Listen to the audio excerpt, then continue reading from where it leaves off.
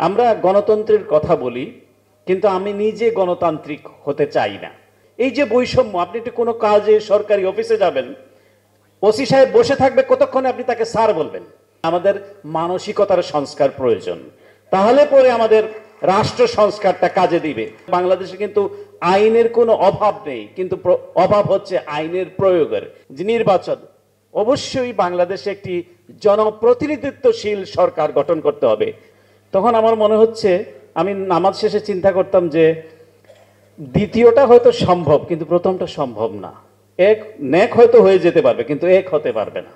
এই যে ঐক্য, কিন্তু যখন দেখলাম যে বাংলাদেশের মানুষের উপরে, বাংলাদেশের সরকারের উপরে এবং অধিকার প্রতিষ্ঠার বিষয়ে পার্শ্ববর্তী একটি রাষ্ট্র থেকে যেভাবে ক্যাম্পেইন করা হলো, যেভাবে বাংলাদেশকে বিকৃতভাবে চিত্রিত করা হলো, তখন পুরো জাতি আবার দ্বিতীয়বারের মতো ঐক্যবদ্ধ হলো।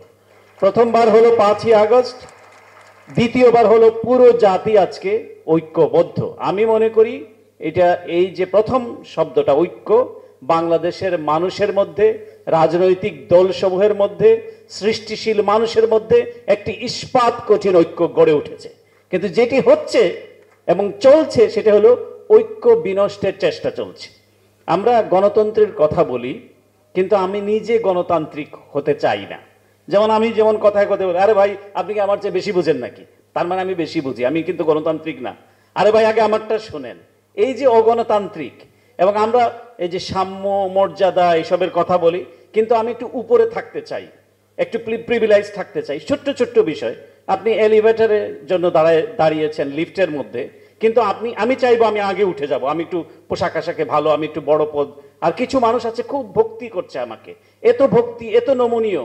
এই যে বৈষম্য, আপনি একটু কোনো কাজে সরকারি অফিসে যাবেন, ওসি সাহেব বসে থাকবে, কতক্ষণে আপনি তাকে স্যার বলবেন।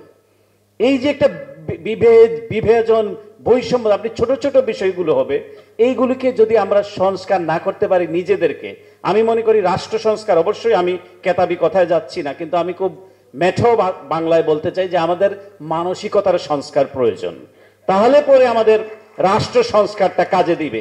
না হলে পরে বিশাল আকারের বই পুস্তক হবে, অনেক সুন্দর সুন্দর কথা হবে। বাংলাদেশে কিন্তু আইনের কোনো অভাব নেই, কিন্তু অভাব হচ্ছে আইনের প্রয়োগের, এবং যারা আইন তৈরি করে তারাই আইন মানতে চায় না।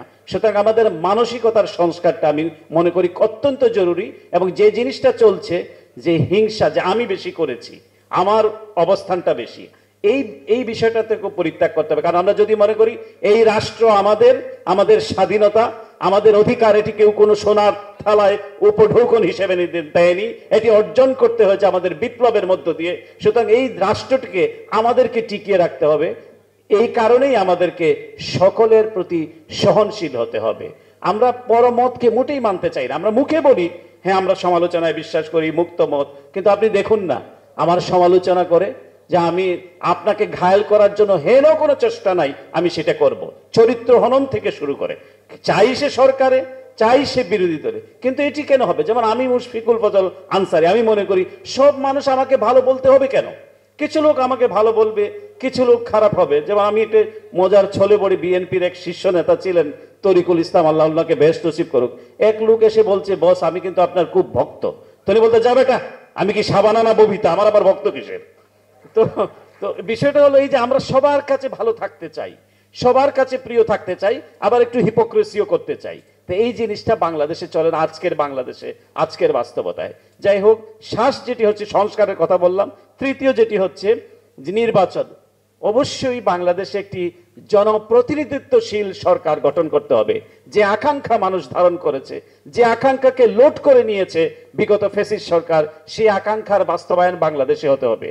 বাংলাদেশ মানুষ যাতে তার প্রতিনিধি, তার পবিত্র আমানত দিয়ে নির্বাচন করতে পারে, সেটি কিন্তু মানুষের সবচেয়ে বড় আকাঙ্ক্ষা, এবং সেই আকাঙ্ক্ষার বাস্তবায়ন বাংলাদেশে হতেই হবে, এটির কোনো বিকল্প নাই। কিন্তু এই ইলেকশন পর্যন্ত যাওয়া পর্যন্ত যে প্রথা এবং প্রতিষ্ঠানগুলো ধুমড়ে মুচড়ে একাকার করে দিয়েছে, সেগুলো আমাদেরকে অবশ্যই ঠিক করতে হবে।